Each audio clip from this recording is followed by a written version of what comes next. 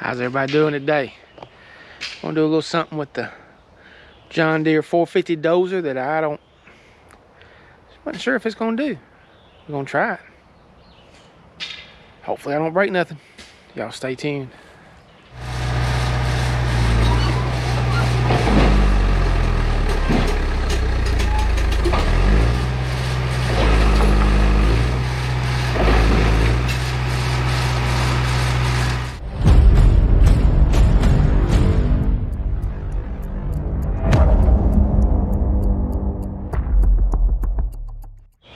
Well, I didn't do this intro because I didn't think it was going to do it, but if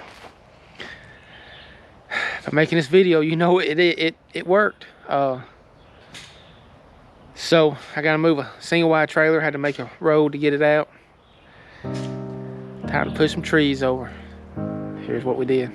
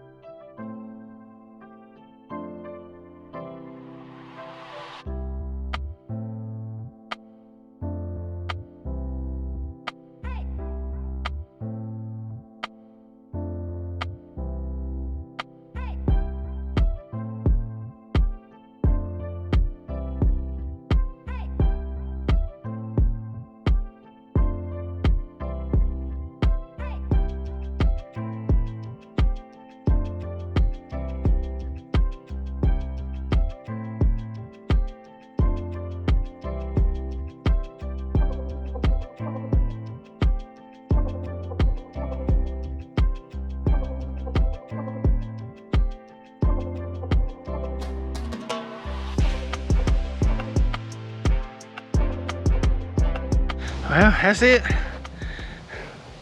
I got this one cleared out wide enough. We got one on that side, on the other side of the barn.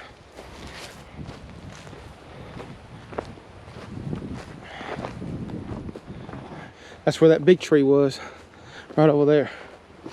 I really didn't think that dozer was gonna do it, to be honest with you. It really surprised me. Of course, we had to dig out with a little backhoe.